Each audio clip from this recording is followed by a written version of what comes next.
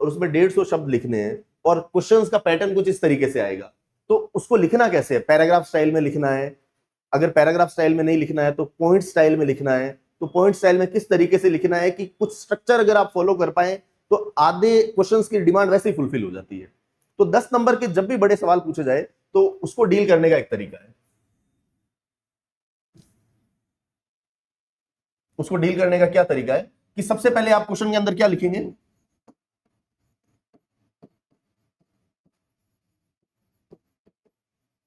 Introduction या परिचय लिखेंगे। कितनी लाइन का होगा ये? 2 लाइन का। अभी जब इस क्वेश्चन को डील करेंगे तो मैं आपको बताऊंगा किस तरीके से लिखना है। पहले स्ट्रक्चर समझिए। पहले क्या लिखना है? इंट्रोडक्शन लिखना है। इंट्रोडक्शन के अंदर आप क्या लिखेंगे?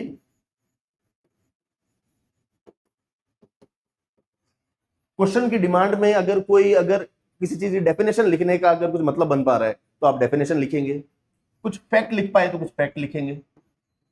कुछ डाटा लिख पा रहे हैं तो डाटा लिखेंगे। छोटी डेफिनेशन लिखेंगे। कोशिश करना है कि 1.5 लाइन की हो, 2 लाइन की हो, 2-2.5 लाइन से ज्यादा की जो डेफिनेशन इंट्रोडक्शन नहीं लिखना है। फिर आप क्या लिखेंगे? फिर आएंगे मेन बॉडी पे। जो क्वेश्चन की मेन डिमांड जो है, जिससे पूरा का पूरा स्टेम बनता है पूरे क्वेश्चन का, वो आप किस में लिखोगे? मेन बॉडी में। मेन बॉडी लगभग कितने परसेंट होनी चाहिए? लगभग 80% ऑफ द स्पेस होनी चाहिए। आपने इंट्रोडक्शन लिख दिया छोटा, फिर आपने मेन बॉडी लिख ली कि क्वेश्चन क्या चीज डिमांड कर रहा है। फिर उसके बाद में मेन बॉडी लिखने के बाद में आप क्या चीज लिखोगे? 1.5 या 2 लाइन का कंक्लूजन। कंक्लूजन के अंदर क्या लिखोगे? जो भी आपने मेन बॉडी के अंदर जो भी चीज लिखी है उसको समराइज करना है। बिल्कुल उसी चीज को समराइज करके 1.5-2 लाइन में लिखना है। और लास्ट में आप क्या लिखोगे?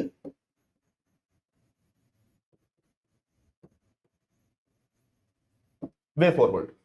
आगे की राह। आगे की राह वे फॉरवर्ड के अंदर क्या लिखोगे? 150 शब्दों में आपने इंट्रोडक्शन लिख दिया, मेन बॉडी लिख दी, कंक्लूजन लिख दिया। अब आप कोई ना कोई क्या करोगे? पॉजिटिव चीज जो इसके अंदर सजेस्ट करोगे। अब पॉजिटिव चीजें सजेस्ट करने में तो बहुत सारी चीजें हैं, तो आप कोशिश करोगे कि इसके अंदर कुछ ना कुछ ऐसे पॉपुलर वर्ड जो है, गवर्नमेंट की कुछ स्कीम्स वगैरह जो है, उसको पिरो के अगर कुछ जो है 2-3 लाइनों का अगर आप कुछ लिख पाओ पॉजिटिव साइड में, तो यहां पर आके और अपना आंसर जो है फाइनल होता है। हर क्वेश्चन के अंदर आपको 10 नंबर का जो भी क्वेश्चन आता है, आपको बहुत लोग सलाह देंगे कि जो डायरेक्ट पूछा है उस पर लिखना स्टार्ट करो, बट आपको ये स्ट्रक्चर फॉलो करना है।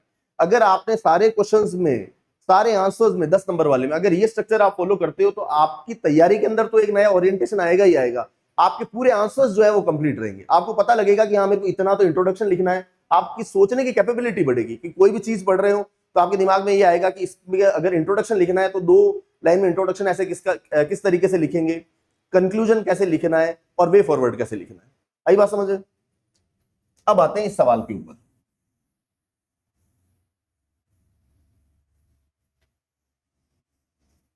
क्या सवाल क्या पूछ रहा है? Can market driven economy ensure inclusive growth? Examine the role of financial inclusion in fostering inclusive economic development in India. क्या बाजार अर्थव्यवस्था समावेशी विकास सुनिश्चित कर सकती है?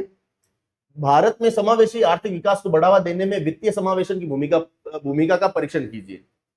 कैसे कैसे अनलॉक करोगे इस क्वेश्चन को? कुछ समझ में आ रहा है? कहां से स्टार्ट करोगे बताओ? हम्म, ठीक है, आप बताओ। डाटा लिखेंगे। क्या डाटा लिखोगे? ठीक है, आप बताओ। संजय आप बताओ।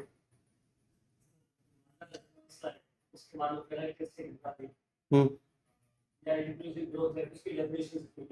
देखो, अब आपको क्या करना है, जैसे इस तरीके का कोई बड़ा क्वेश्चन आ जाता है तो सबसे पहले आपको क्या करना है, क्वेश्चन रीड करते टाइम जो है अपना पेन पेन से जो है 3-4 चीजें अंडरलाइन करनी है कि क्या क्या पूछ रहा है, किसके किसके बारे में जो है ज्यादा फोकस है इस क्वेश्चन में। तो सबसे पहले किसके बारे में है? Market driven economy, number 1। ठीक है, फिर क्या है? नंबर 2। फिर क्या है? ये कितने नंबर हो गया? और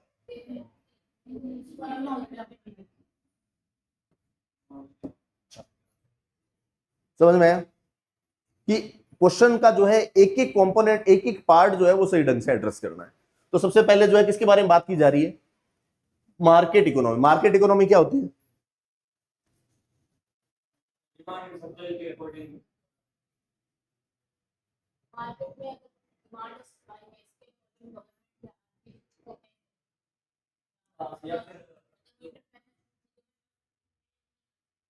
देखो, मार्केट इकोनॉमी जो है वो एक ऐसा कॉन्सेप्ट है जिसके अंदर मार्केट की फोर्सेस जो है, मार्केट की फोर्सेस कौन सी?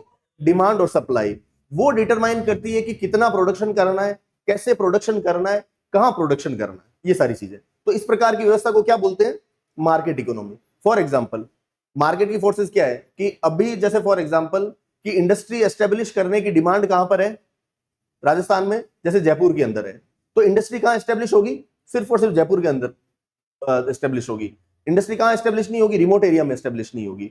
लोगों को वेज कितना मिलेगा? मार्केट के हिसाब से डिसाइड होगा, सरकार इसके अंदर हस्तक्षेप नहीं कर रही। तो ये सवाल ये पूछ रहा है कि जब मार्केट ही पूरी इकोनॉमी को जो है वो क्या कर रहा है, मार्केट इकोनॉमी के अंदर मार्केट फोर्सेज जो है वो क्या कर रही है? वो ग्रोथ को डिटरमाइन कर रही है। तो ऐसे में इंक्लूसिव ग्रोथ हो पाएगी कि नहीं हो पाएगी? तो अब सेकंड सवाल पॉइंट इसके अंदर क्या है कि इंक्लूसिव ग्रोथ के बारे में आपको पता होना चाहिए। एक पॉइंट आपने एड्रेस कर दिया, आपको पता लग गया कि मार्केट इकोनॉमी क्या है। अब बताओ इंक्लूसिव ग्रोथ क्या चीज है? हम्म हम्म देखो, आप यहां पे मेरे को क्या है कि आप you are making me understand things, पर आप जो भी बोलो ना तो कोशिश आप दिमाग में, जहन में ये रखिए कि you are going to write this thing in your examination. ठीक है, तो आप ऐसे समझाइए मेरे को, क्या लिखोगे? इंक्लूसिव ग्रोथ क्या होती है? हुँ? सारे एस्पेक्ट क्लियर हो?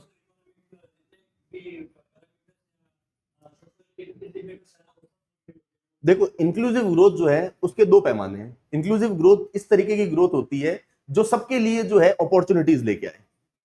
पहला पॉइंट क्या हो गया?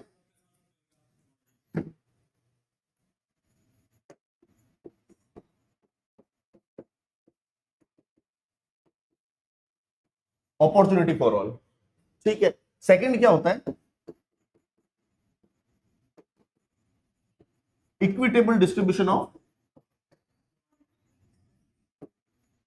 बेनिफिट्स।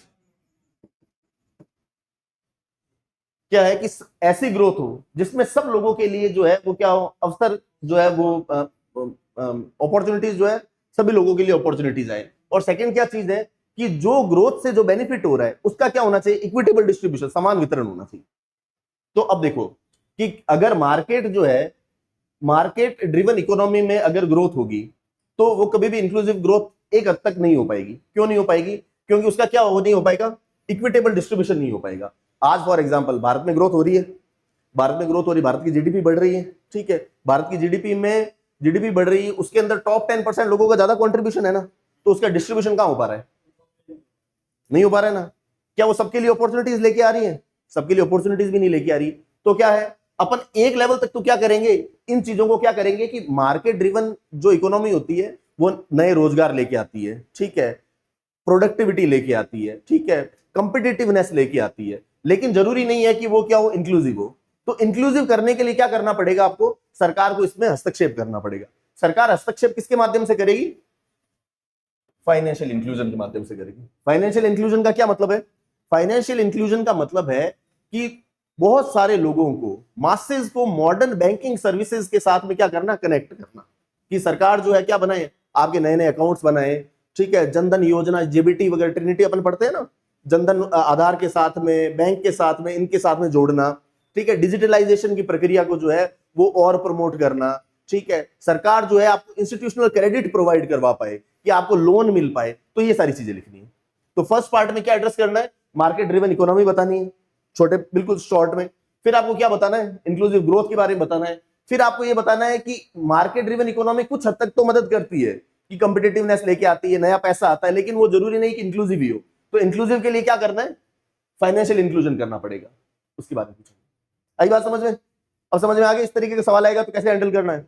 अब देखो इसमें कैसे लिख रखा है, inclusive growth refers to economic growth that creates opportunities for, ये बताया था मैंने, opportunities for all section and equitable distribution of benefits. Right? फिर क्या है? फिर आपने इंट्रोडक्शन के अंदर आपने एक तो डेफिनेशन लिख दी। अगर आपके पास में आपको लगता है कि अव्वल तो आपके पास में क्या होना चाहिए, स्पेस होना चाहिए लिखने के लिए कॉपी में, स्पेस के साथ साथ में क्या होना चाहिए, टाइम भी होना चाहिए। अगर टाइम अगर आपको अलाउ करता है तो आप उसको किसी ना किसी चीज से क्या कर दो, फैक्ट से सब्सटेंटिएट कर दो। अगर नहीं, अगर आपके पास में टाइम है और स्पेस है तो आगे बढ़ो। तो कहां से स्टार्ट किया अपन ने, इंक्लूसिव ग्रोथ के साथ में स्टार्ट किया। फिर can a market driven economy ensure inclusive growth? Yes to an extent, एक हद तक तो करती है। कैसे करती है?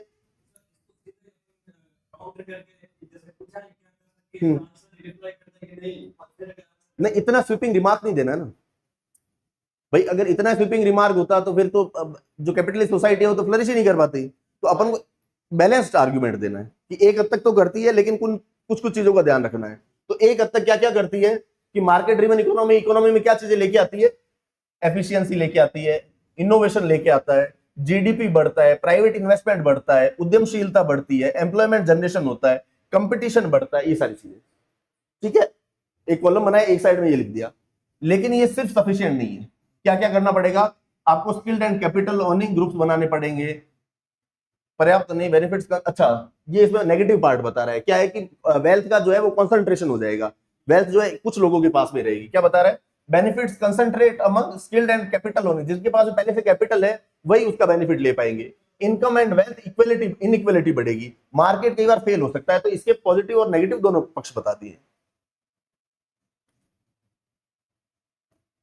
फिर इसके बाद में क्या है, फाइनेंशियल इंक्लूजन का इंक्लूसिव इकोनॉमिक डेवलपमेंट में क्या योगदान है कि मॉडर्न बैंकिंग सर्विसेज प्रोवाइड की जाएगी, डीबीटी होगा, वुमेन एम्पावरमेंट बढ़ेगा, क्रेडिट से एक्सेस बढ़ेगा, डिजिटल इंक्लूजन होगा, पॉवर्टी रिडक्शन होगा, रूरल डेवलपमेंट बढ़ेगा, आदि आदि चीजें।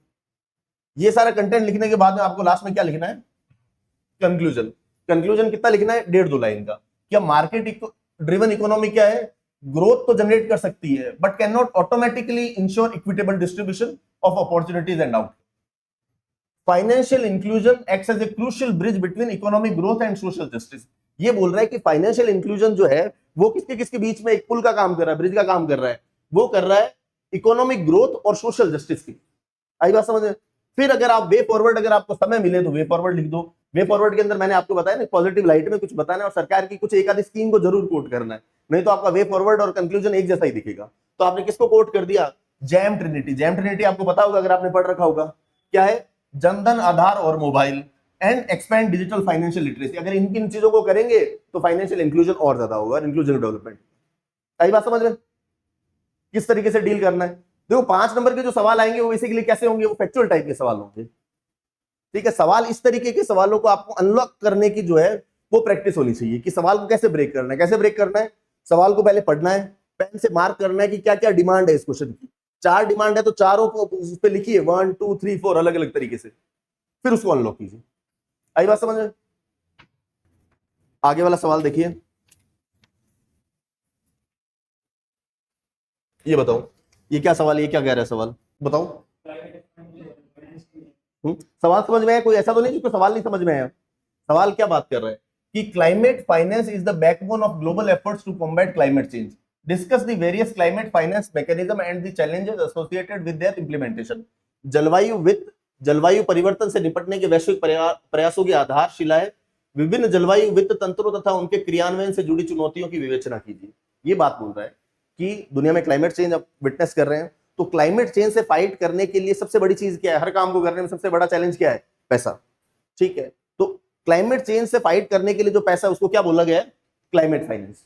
वो बैकबोन है किसकी, ग्लोबल एफर्ट्स जो क्लाइमेट चेंज को टैकल करना चाह रहे हैं। तो आपको स्टार्ट वैसे ही करना पड़ेगा। सबसे पहले आपको क्लाइमेट फाइनेंस अगर आप बताना चाहोगे, ठीक है, नहीं तो आप कुछ फैक्ट फिगर दे सकते हो। अगर आपको डेफिनेशन, देखो इंट्रोडक्शन देने के भी अलग अलग तरीके, अगर आपको कहीं पर सुटेबल लगे ना कि यहाँ डेफिनेशन देनी है तो वहां डेफिनेशन दीजिए। अगर आपको लग रहा है कि अगर क्लाइमेट फाइनेंस की अगर डेफिनेशन लिखनी पड़े तो फिर डेफिनेशन क्या होगी, नाम बोलते ही समझ में आ रहा है, तो वहां पर आप कुछ फैक्ट या डाटा लिख दीजिए। सेकंड, इसमें यह भी ध्यान रखना है कि अगर आप मेंस में कोई भी डाटा फिगर फैक्ट लिख रहे हो तो उसको अपने हिसाब से नहीं लिखना है। अगर आपको नहीं भी याद आ रहा है ना तो आप आईपीसीसी लिख दीजिए, किसी के हवाले से लिखिए कि अकॉर्डिंग टू आईपीसीसी, ठीक है, यूएनईपी की कोई रिपोर्ट है, ठीक है, वर्ल्ड बैंक की कोई रिपोर्ट है, वो डाल के और फिर लिखिए। स्कोप वगैरह किसी को भी सब्सटेंटिएट करके लिखना है। तो आपने जैसे यहां पर लिख दिया कि क्लाइमेट चेंज की कुछ ना कुछ जो है आपने क्या बता दिया कि फाइनेंस से रिलेटेड आपने कुछ इंट्रोडक्शन दे दिया, ठीक है। फिर आपने बता दिया कितनी ग्रेविटी है, जैसे फॉर एग्जांपल जैसे आपने अगर नाम सुना होगा, पेरिस एग्रीमेंट हुआ था 2015 में, ठीक है। पेरिस एग्रीमेंट हुआ था 2015 में, उसका एक आर्टिकल था आर्टिकल 9, ठीक है। आर्टिकल 9 जो है वो क्या बोलता था कि हर कंट्री को कितना, मतलब जो डेवलप कंट्रीज है उनको कितना देना पड़ेगा, $100 बिलियन पर ईयर देना पड़ेगा, किसके लिए, क्लाइमेट फाइनेंस के लिए, ताकि गरीब देशों के पास में क्लाइमेट चेंज से लड़ने के लिए क्या नहीं है, रिसोर्सेज नहीं है। तो अमीर देश या वेस्टर्न कंट्रीज क्या देंगे उनको, पर साल कितने देंगे, $100 बिलियन देंगे, ठीक है। वो आते आते 2030 तक 100 बिलियन की जगह कितने हो गए, बहुत ज्यादा बढ़ गए, ठीक है। तो आपको सब्सटेंटिएट करना पड़ेगा कि क्लाइमेट फाइनेंस जो है बहुत बड़ी चीज है और बहुत बड़ी दिक्कत है। फिर आपको यह पता होना चाहिए कि क्लाइमेट चेंज से रिलेटेड जो फाइनेंस प्रोवाइड करते हैं कुछ एक आपको ऑर्गेनाइजेशन के उदाहरण देने पड़ेंगे, ठीक है।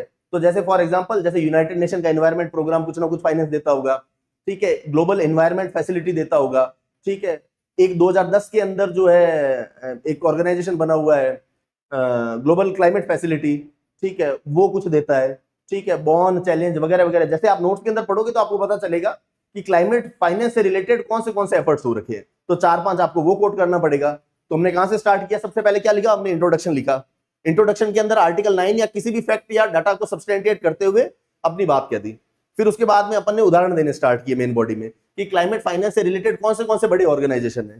क्लाइमेट ऑर्गेनाइजेशन से उनके नाम लिखने के बाद में सवाल किस चीज के बारे में पूछ रहा है, मेन चीज क्या पूछ रहा है बताओ, फाइनेंस मैकेनिज्म की बात कर ली अपन ने। फिर क्या बोल रहे हैं, ठीक है। तो इसी सवाल को अगर खोलना हो तो पहले कैसे करोगे, ये जैसे क्लाइमेट फाइनेंस है तो इसको तो हो गया, ये क्या हो गया नंबर 1, ठीक है। फिर ये क्या हो गया, मैकेनिज्म 2, और चैलेंजेस कितने हो गए 3, राइट। तो अब बताओ क्लाइमेट फाइनेंस से रिलेटेड सबसे बड़े बड़े चैलेंजेस कौन से लगते हैं, क्या क्या चैलेंज हो सकते हैं, समझ में आ रहा है, आपको आ रहा है समझ में, बताओ भाई। 2015 में पेरिस एग्रीमेंट हो रखा है, ठीक है। देखो स्टार्ट बिल्कुल जेनेरिक सोच के करना है, ओवरडू नहीं करना है। सबसे पहली बात तो क्लाइमेट फाइनेंसिंग में सबसे बड़ी दिक्कत क्या है कि फंड अपने आप में खुद इनएडिक्वेट है, फंड इनसफिशिएंट है, पहली बात तो ये हो गई। सेकंड जो है ये बात तो क्या है, क्लाइमेट फाइनेंसिंग बेसिकली क्या है, एड है, एक तरीके की सहायता है, लेकिन इसको किस तरीके से दिया जाता है, लोन के रूप में दे दिया जाता है, ठीक है। कॉस्ट ऑफ कैपिटल जो है वो बहुत ज्यादा है, ठीक है। नॉर्थ साउथ जो है डिवाइड देखा जाता है इसके अंदर कि डेवलप्ड कंट्री जो है वही डेवलप्ड कंट्रीज को दे रही लोन, डेवलपिंग कंट्री या लीस्ट डेवलप्ड कंट्री को कुछ नहीं मिल रहा है लोन, ठीक है। फिर आपने एक वर्ड सुना होगा ग्रीन वॉशिंग, ग्रीन वॉशिंग कर दी जाती है। ग्रीन वॉशिंग क्या होता है, ग्रीन वॉशिंग जो है लोन बेसिकली ग्रांट जो है वो तो दिया जाता है किसके लिए, दूसरे काम के लिए, लेकिन उसको जो है जामा कैसा पहना दिया जाता है कि ये क्लाइमेट के लिए दिया जा रहा है, ठीक है। तो ग्रीन वॉशिंग हो जाती है। तो ऐसे आपको 5-7 जो है क्या होने चाहिए, आपको चीजें पता होनी चाहिए, बड़ी बड़ी चीजें, ठीक है। फिर लास्ट में क्या करना है, कंक्लूड, कंक्लूड करना है 2 लाइन में और फिर लिखना है वे फॉर्म। आई बात समझ में, मोटा मोटा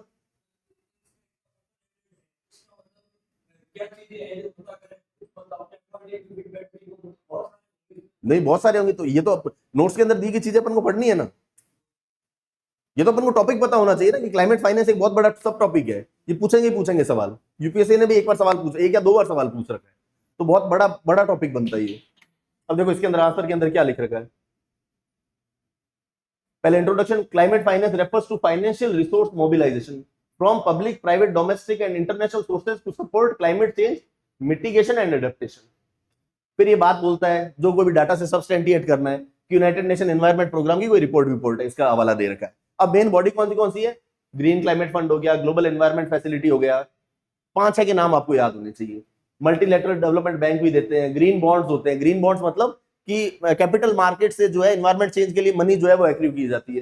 कार्बन मार्केट्स बने हुए आर्टिकल 6 के थ्रू। कार्बन मार्केट्स कैसे बने जाते हैं कि फॉर एग्जांपल कि आप जो है ओपन मार्केट से जो है प्रोक्योर कर सकते हो सारी चीजें, कार्बन क्रेडिट जिसको बोलते हैं, ठीक है। इसके भी अलग अलग तरीके बनाए, परफॉर्म अचीव ट्रेड है, पैट वगैरह स्कीम्स वगैरह। ये कैसे वर्क करती है कि जैसे फॉर एग्जांपल मानिए कि उदाहरण के रूप में कि मैं यहां पर एक इंडस्ट्री एस्टेब्लिश करता हूं, ठीक है, और मुझे ये बोला हुआ है कि मैं 100 यूनिट कार्बन ही एमिट कर पाऊंगा। अगर मैं 100 यूनिट कार्बन एमिट कर पाऊं, अगर इसे मैंने ज्यादा करता हूं तो मुझे क्या देना पड़ेगा, टैक्स देना पड़ेगा।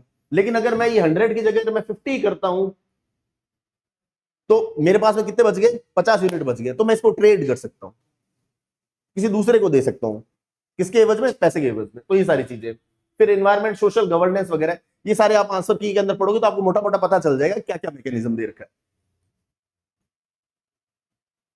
चैलेंजेस क्या क्या है, फाइनेंसिंग गैप बहुत ज्यादा बड़ा है, ठीक है। अडेप्टेशन मतलब 10% सिर्फ अडेप्टेशन पे दिया जाता है, बाकी सारा मिटिगेशन पे है। लोन डोमिनेटेड फाइनेंस है, जमा कैसा पहना दिया जाता है, उसको लोन का जमा पहना दिया जाता है। नॉर्थ साउथ ट्रस्ट डेफिसिट है, हाई कॉस्ट ऑफ कैपिटल है जो अपन ने डिस्कस की अभी। फिर क्या क्या है, कॉम्प्लेक्स प्रोसीजर है, ग्रीन वॉशिंग मैंने अभी आपको बता दिया। ट्रांसपेरेंसी और मॉनिटरिंग जो है वो बहुत पूरा है, टेक्नोलॉजी कैपेसिटी कंस्ट्रेंट वगैरह 5-7 मोटे मोटे आपको पता होने चाहिए, ठीक है। फिर कंक्लूजन लिख दीजिए और फिर उसके आगे वे फॉरवर्ड। आई बात समझ में मोटा मोटा किस तरीके से लिखना है। पहले सवाल को अनलॉक करें, मिलके करते हैं सब अनलॉक। सबसे पहले किसको करूं बताओ, नंबर 1 किसको दूं, किसको दूं नंबर 1 आप बताओ। जॉबलेस ग्रोथ को दूं, ये लो नंबर 1। अब बताओ,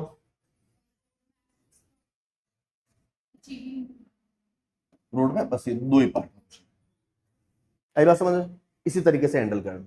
और ये तो हो गया, सवाल को अनलॉक कर दिया। और फॉर्मेट कौन सा रहेगा, इंट्रोडक्शन, मेन बॉडी, कंक्लूजन और वे फॉरवर्ड। जैसे जैसे आप ज्यादा प्रैक्टिस करोगे वैसे वैसे आपके इंट्रोडक्शन शॉर्ट होते जाएंगे। अभी आप फर्स्ट टाइम लिखोगे तो आपके इंट्रोडक्शन इतने बड़े बड़े आएंगे, ठीक है। जैसे जैसे आप प्रैक्टिस करोगे इंट्रोडक्शन कंक्लूजन बहुत छोटे छोटे हो जाएंगे, सारा फोकस किस पे आ जाएगा, मेन बॉडी पे, ठीक है। तो बताओ जॉबलेस ग्रोथ क्या होती है।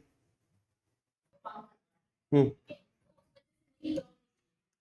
ठीक है, आपने सही बताया। देखो जॉबलेस ग्रोथ क्या है कि इंडिया की इकोनॉमी पिछले 3 दशकों में 5 से लेके 8-8.5% तक ग्रो हुई है, ठीक है, सबको पता है। लेकिन एम्प्लॉयमेंट रेट जो है वो लेस देन 1% है, उस प्रोपोर्शन में नहीं बढ़ी है।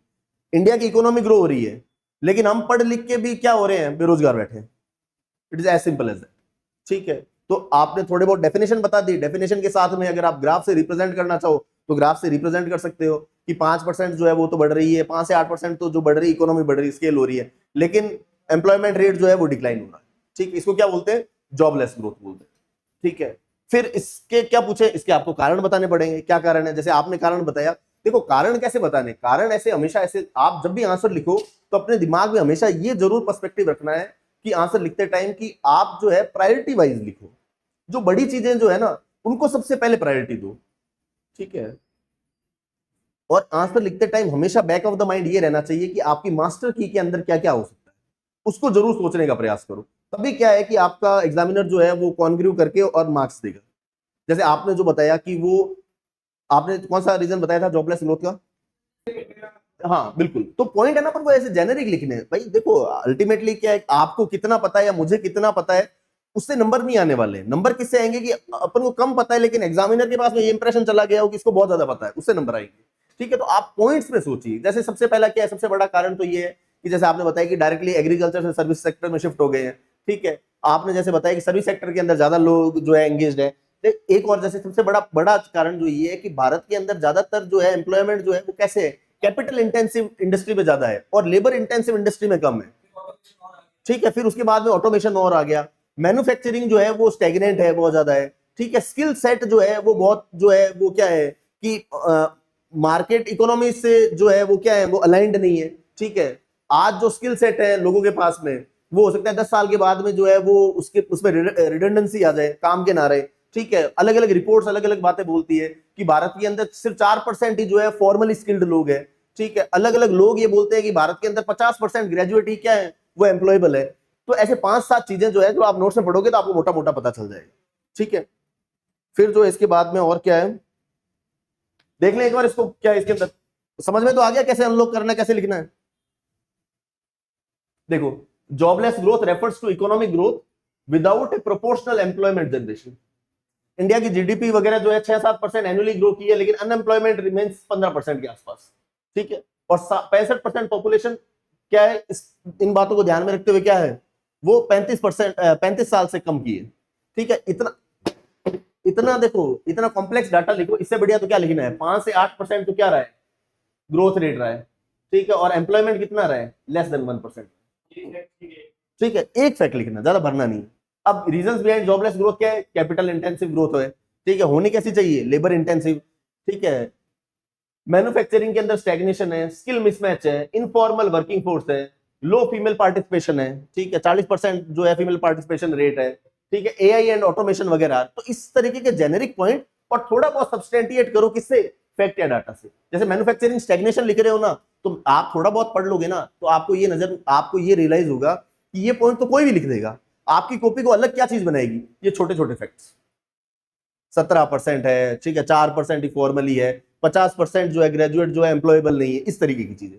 और जो भी फैक्ट लिखो उसको क्या सब्सटेंटिएट करना है। अगर आपको नहीं याद आ रहा है तो अपने मन से लिखो, ठीक है, सब्सटेंटिएट जरूर करना है। इकोनॉमिक सर्वे लिख दो, ठीक है, मॉस्पी रिपोर्ट के हवाला दे दो,